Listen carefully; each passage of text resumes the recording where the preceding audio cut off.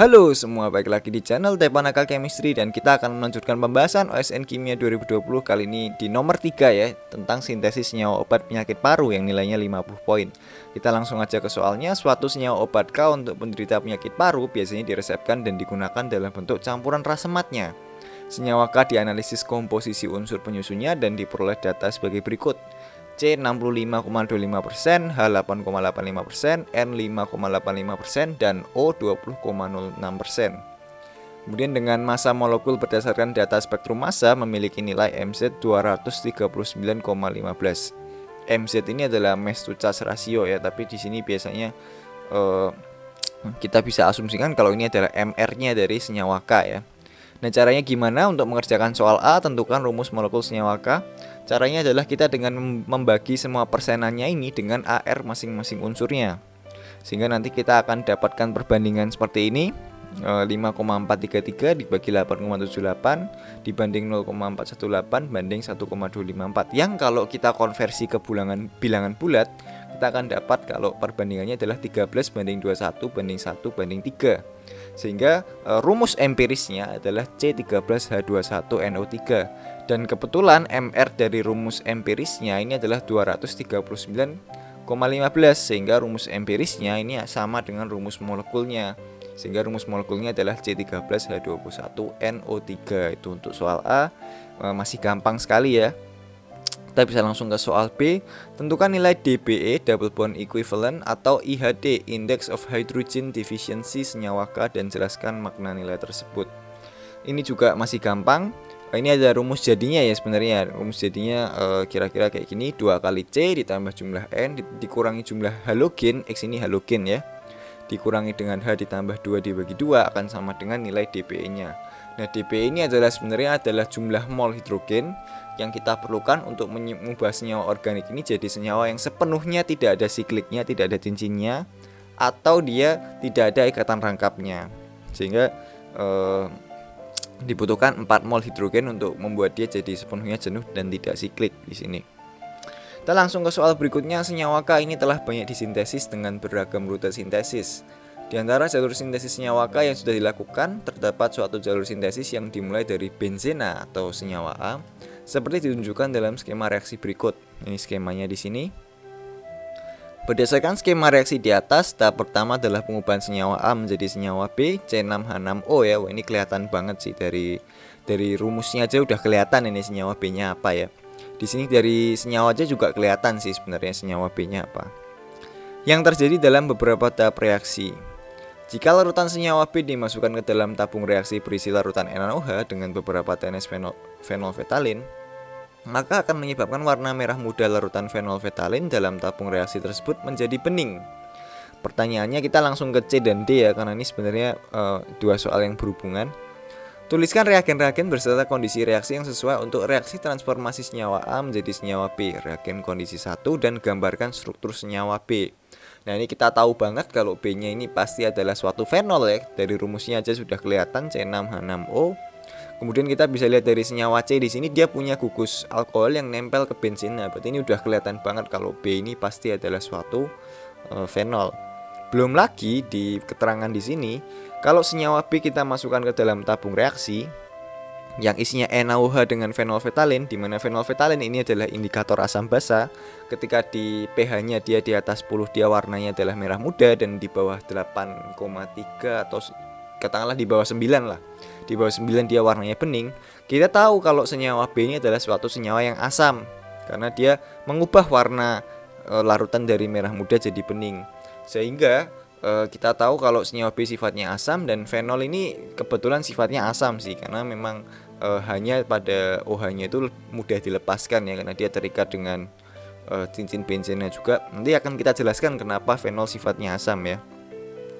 Jadi senyawa B adalah senyawa fenol, dan untuk mensintesis B atau senyawa fenol ini kita dapat melakukan beberapa rute ya, kita dapat menempuh beberapa rute ya. Nah, ini yang 3 rute yang paling terkenal, kalian bisa lihat juga di OSP 2017. Ada rute sulfonasi, ada rute halogenasi, kemudian substitusi nukleofilik aromatik ya. dengan menggunakan NaOH dan dipanaskan. Ada juga rute kumen hidroperoksida, ini menggunakan propena dan juga katalis, kemudian dengan oksigen akan menghasilkan suatu peroksida yang nanti ketika diasamkan akan ada penataan ulang yang menghasilkan kita bisa menghasilkan suatu hemiketal ya nanti ya. Hasilnya ini suatu produknya nanti suatu hemiketal yang ketika hidrolisis kita akan mendapatkan suatu aseton dan juga fenol di sini. Kalian bisa lihat mekanismenya di OSP 2017 itu ada proses kumen namanya. Itu untuk cara memperoleh fenol ya. Kita langsung ke soal E. Tuliskan reaksi yang terjadi pada peristiwa dalam tabung reaksi tersebut. Ini adalah reaksi asam basa ya, seperti yang tadi kita udah bilang. C6H5OH asamnya ini, kemudian basanya adalah NaOH, akan menjadi garamnya C6H5ONa dan juga H2O. Nah, kemudian kita langsung ke soal F ya. Soal F, gambarkan proses resonansi senyawa B dengan menggambarkan struktur hibrida resonansinya pada setiap tahap resonansi tersebut. Nah, inilah di sini. Di sini kita bisa lihat kalau sebenarnya elektron pada oksigen pada fenol ini bisa terdelokalisasi ke dalam cincin bensin. Nah, sebenarnya inilah yang menyebabkan fenol sifatnya asam ya, dibandingkan dengan gugus hidroksi biasa yang tidak asam. Kalau di fenol itu elektronnya O itu bisa masuk ke cincin bensinanya, sehingga dia bisa menstabilkan muatan negatif dari anionnya dari fenol. Jadi anionnya fenol yaitu O- itu bisa distabilkan karena muatan negatifnya itu bisa dilokalisasikan ke dalam cincinnya. Itulah mengapa dia sifatnya asam ya. Dan ini struktur resonansinya kalian bisa gambar seperti ini kira-kira. Kita langsung ke soal G. Tahap berikutnya dalam skema reaksi di atas adalah transformasi senyawa B menjadi senyawa C dan dilanjutkan dengan reaksi brominasi senyawa C menghasilkan senyawa D.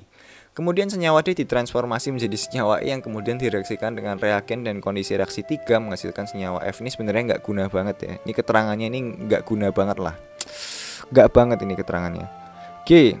Tuliskan nama ayupak senyawa C dan F. C itu yang ini, F itu yang ini ya. Nah, nama ayupak sebenarnya saya nggak terlalu pinter juga kalau masalah yang gini-gini. Jujur aja ya, untuk nama ayupak ini saya ngambil dari Wikipedia dan ngambil dari software. Nah, untuk nama ayupaknya ini agak aneh sih memang sih, 1,4-hidroksil fenil etan 1 on. Jadi di sini yang mungkin agak aneh itu adalah ketonnya dikasih angka di sini ya. Ini nggak biasa. Tapi ya ini kalau menurut wiki dan menurut software namanya kayak gini. Kemudian nama ayupak F adalah 1,4-hidroksi 3-hidroksimetil fenil etan 1 on. Nah, ini saya nggak terlalu bisa banyak menjelaskan karena saya nggak terlalu pintar penamaan ya.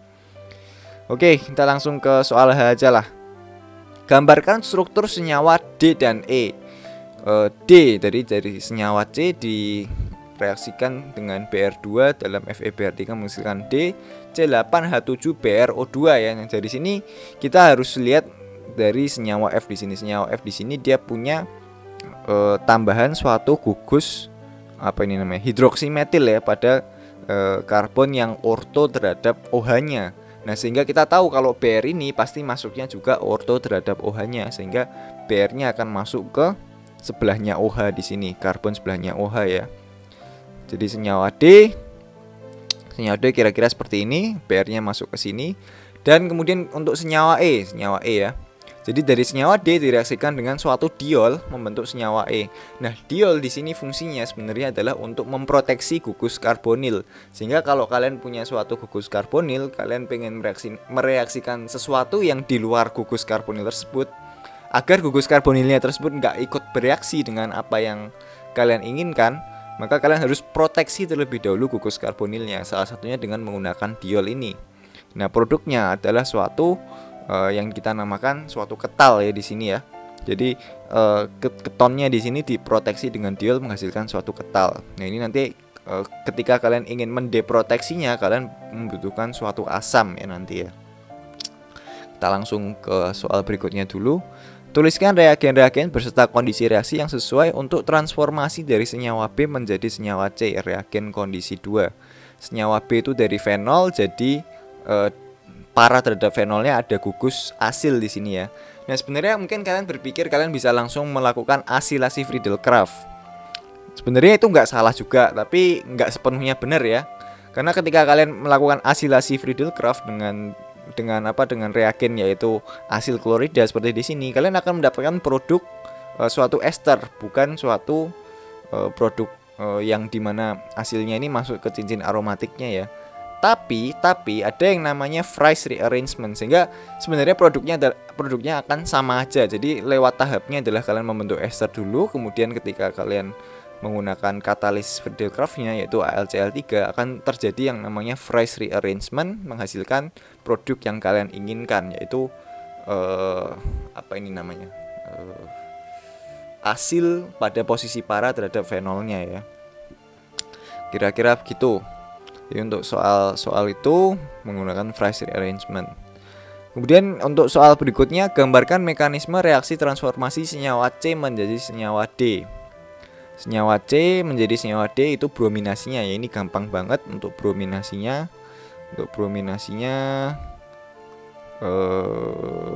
Mana tadi? Oh, ini dia. Jadi untuk brominasinya kita menggunakan katalis FeBr3 ya. Nah, Fe ini adalah suatu yang namanya asam Lewis, di mana dia bisa menerima elektron dari Br. Nah, asam Lewis ini dia akan menerima elektron dari Br sehingga dia membuat senyawa Br2 ini memiliki kayak polaritas lah, sehingga Br-nya yang di sini itu lebih positif, Br-nya yang di sini sehingga Br-nya yang di sini itu akan lebih mudah diserang ya. Karena elektronnya sebagian disumbangkan kepada asam Lewisnya yaitu FeBr3. Nah, dari sini karena ini lebih positif, kita bisa nyerang dengan cincin benzenanya, kemudian Br-nya masuk dan H-nya ini akan diambil ya atau ditendang ya dari cincinnya sehingga menghasilkan produk yaitu ada atom brom pada posisi orto terhadap OH-nya di sini. Dan posisinya orto ya. Kenapa? Karena OH ini adalah gugus pendorong elektron, sedangkan asil ini adalah gugus penarik elektron. Nah, gugus pendorong elektron itu mengarahkan substitusi ke arah orto atau para, sedangkan gugus penarik elektron itu biasanya mengarahkan substitusi ke arah meta. Sehingga ini adalah produk yang paling oke lah. PR-nya ada di sini ya. Orto terhadap OH dan juga meta terhadap gugus asilnya. Kita langsung ke soal berikutnya. Jadi soal apa ya? Tadi soal C kalau nggak salah ya. Sekarang soal K ya berarti. Tuliskan reagen-reagen beserta kondisi reaksi yang sesuai untuk transformasi dari senyawa E menjadi senyawa F. Senyawa E mana sih? E yang ini, F ke sini. Oh, dari Br jadi hidroksimetil ya. Nah, mungkin dari kalian ini ada yang beberapa yang mungkin menggunakan reagen Grignard ya. Jadi kalian mengubah Br-nya jadi reagen Grignard. Tapi kalau menurut saya dan menurut kami teman-teman saya dari alumni Olimpiade Kimia, sepertinya menggunakan reagen Grignard itu bukan pilihan yang tepat karena ada gugus alkohol di sebelahnya Grignard, sehingga alkohol ini dia sifatnya asam kan, sehingga dia bisa merusak reagen Grignard tersebut. Kami lebih suka kalau Br-nya ini kalian ganti dengan litium menggunakan buli yang ekses, kemudian baru kalian reaksikan dengan formaldehid dan diasamkan sehingga menghasilkan produk yang diinginkan. Jadi jangan pakai reagen Grignard, atau kalau kalian maksa pengen reagen Grignard, salah satu solusinya adalah dengan memproteksi OH-nya terlebih dahulu dengan bebas. Ini reagen proteksinya bebas ya, tapi yang di sini saya pakai adalah THP, tetrahidropiran ya. Atau di sini namanya DHP, kalau di senyawanya namanya THP ya. Jadi ini adalah dihidropiran, sedangkan kalau sudah jadi agen proteksinya dia akan menjadi tetrahidropiran di sini. Nah, kalian proteksi dulu OH-nya sehingga kalian bisa menggunakan reagen Grignard tanpa mengganggu OH yang di sini. Sehingga kalian pakai Grignard, kemudian pakai formaldehid, kemudian baru kalian asamkan. Atau cara lain yang paling expert, yang paling susah ya, yang paling yang paling nggak terpikirkan adalah kalian bisa menggunakan katalis palladium di sini. Itu menggunakan kopling Suzuki. Kalian juga bisa ya, tapi saya cukup yakin nggak ada dari kalian yang kepikiran menggunakan ini sih. Ini agak advance juga. Kalian bisa menggunakan Suzuki kopling, kemudian dengan workup asam kalian akan mendapatkan produknya juga. Nah, asam ini dibutuhkan untuk mendeproteksi ini juga ya, mendeproteksi ketalnya menjadi ketonnya balik ya. Jadi kalian pakai asam untuk mendeproteksi. Oke, kita bisa langsung ke soal berikutnya. Senyawa F kemudian ditransformasi menjadi senyawa G yang kemudian direaksikan dengan aseton pada suasana asam menghasilkan senyawa H. Senyawa H kemudian diubah menjadi senyawa I dengan reagen dan kondisi reaksi 4. Selanjutnya senyawa I direaksikan dengan MCPBA, metakloroperbenzoic acid atau asam metakloroperbenzoat, menghasilkan senyawa J yang kemudian direaksikan dengan T-butilamina. T ini adalah tetra ya di sini ya. Bukan tetra ya. Apa sih T? Tersier salah. Tersier butilamina, dan dilanjutkan dengan tahap hidrolisis dalam suasana asam menghasilkan senyawa obat K.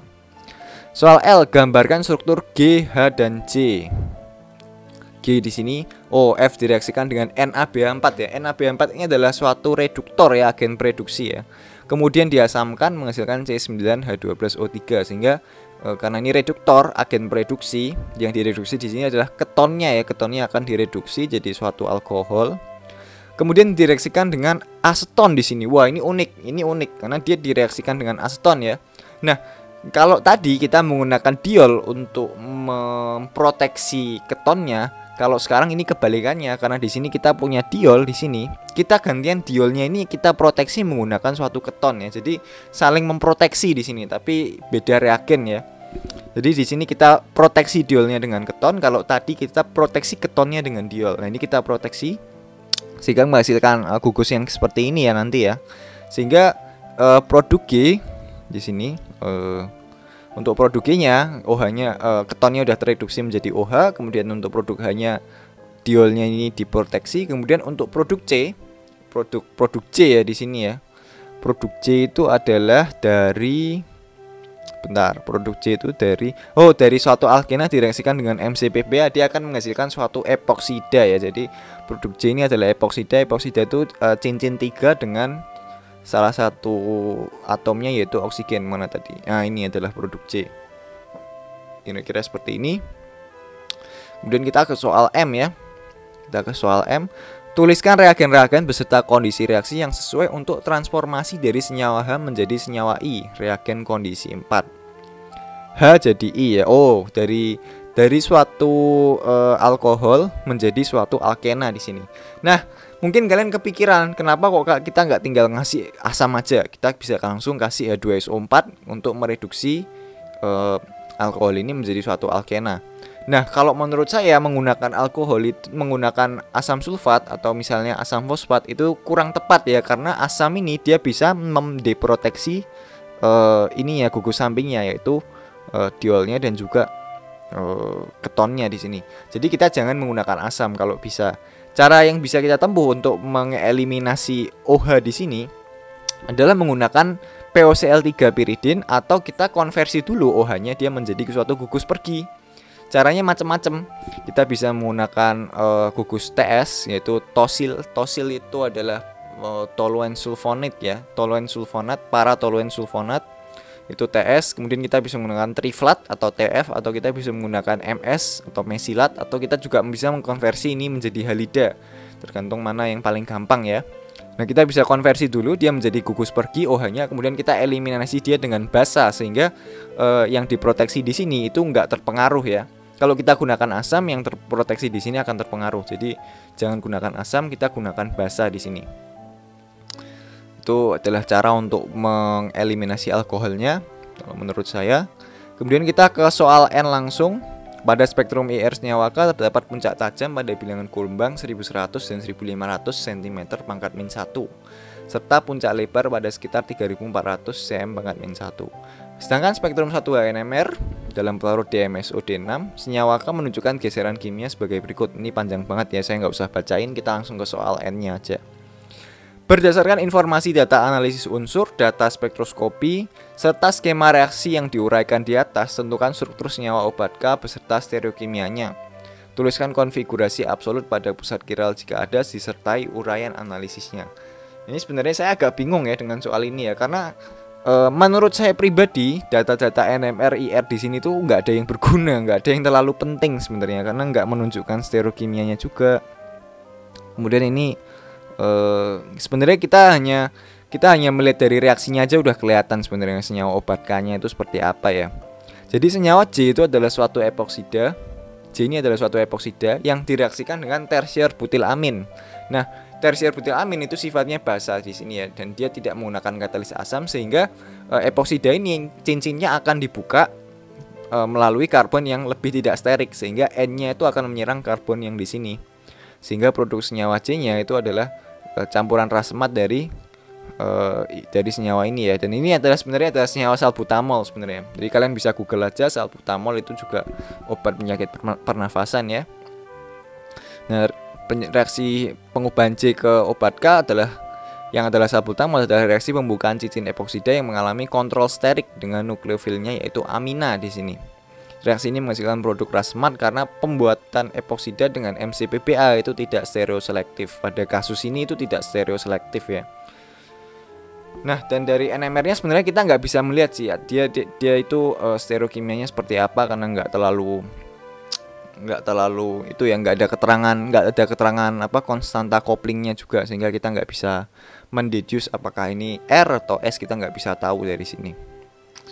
Tapi ini sebenarnya nggak terlalu penting, saya bisa bilang kalian bisa abaikan aja lah untuk untuk NMR dan IR-nya yang ini nggak terlalu berguna ya kalau menurut saya ya. Oke, mungkin sekian dulu untuk pembahasan nomor 3 dari OSN 2020. Nantikan untuk pembahasan nomor 4 dan selanjutnya hanya di channel ini ya. Dan kalian bisa langsung ke website saya untuk melihat pembahasan lebih lengkapnya kalau kalian penasaran. Dan terima kasih dan bye-bye.